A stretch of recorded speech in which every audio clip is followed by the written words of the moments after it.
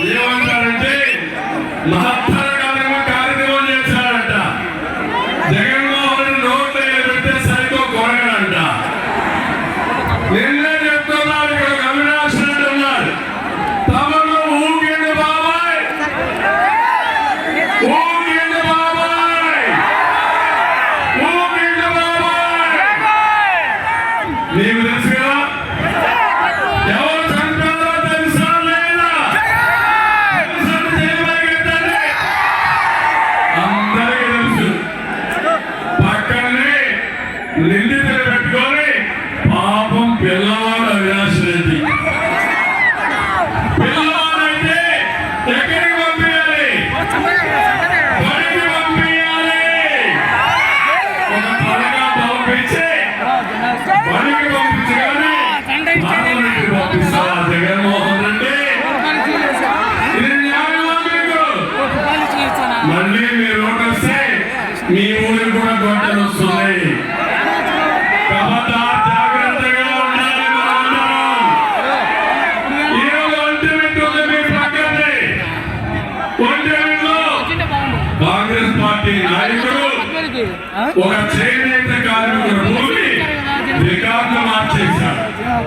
Record మార్చి దాసుల దగ్గరికి వెళ్ళాడు, అధికారుల దగ్గరికి వెళ్ళాడు.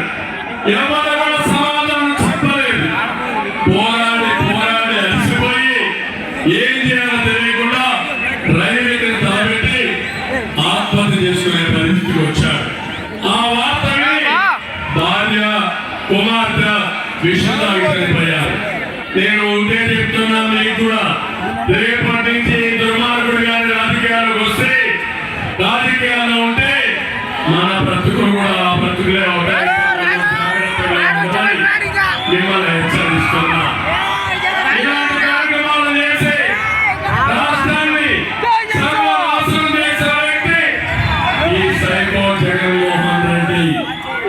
ఈ రోజు మేము ఎన్నికల మేనిఫెస్టో తీసుకొచ్చాం. ఎన్నికల మేనిఫెస్టో మీరు చూస్తే ప్రజా మేనిఫెస్టో తీసుకొచ్చాం. మన మేనిఫెస్టో గలగలలాడుతూ ఉంది. సకల జనులకు న్యాయం చేస్తున్నాం. జగన్మోహన్ రెడ్డి ఎన్నికల మేనిఫెస్టో వెలవెలపోయిందని మీ అందరికీ విజ్ఞప్తి చేస్తున్నా. ఏ తమలో మేము ఇచ్చిన మేనిఫెస్టోలో మీ అందరికీ అనేక విషయాలు ఉన్నాయా లేదా అని అడుగుతున్నా. తమ్మున్న మేనిఫెస్టో మనది. ఏమీ లేకుండా ఎత్తిపోయిన మేనిఫెస్టో ఈ సైకో జగన్మోహన్ రెడ్డిది. ఒకటి అడుగుతున్నా మిమ్మల్ని, సంపద సృష్టితో తెలియాలి, ఆదాయం పెంచాలి, పెంచిన ఆదాయం మీకు పంచాలి. అట్లా కాకుండా బటన్ ఒకటా బటన్ ఒకటా అంటారు. నేను అడుగుతున్నా మా ఆడబిడ్డల్ని, ఏమమ్మా బటన్ ఒకటి కష్టమని అడుగుతున్నా మిమ్మల్ని. మా ఇంట్లో బామ్మని అడిగి ఎట్నొక్కలు తిట్టి ఆవిడ కూడా నొక్కుతుందా లేదా అని మిమ్మల్ని అడుగుతున్నా. ముఖ్యమంత్రి కావాల్సింది ఒక ప్రజానాయకుడిగా ఉండాలి, ఉద్యోగాలు ఇచ్చే నాయకుడిగా ఉండాలి, ప్రాజెక్టులు కట్టేదానికి నాయకుడిగా ఉండాలి, రైతుల ఆదాయం పెంచాలి, ఈ పేదవాళ్ళ జీవన ప్రమాణాలు పెంచాలి, మా పిల్లల భవిష్యత్తు బంగారు భవిష్యత్తు చేయాలి, ఈ పిల్లలు బాగా చదివించాలి.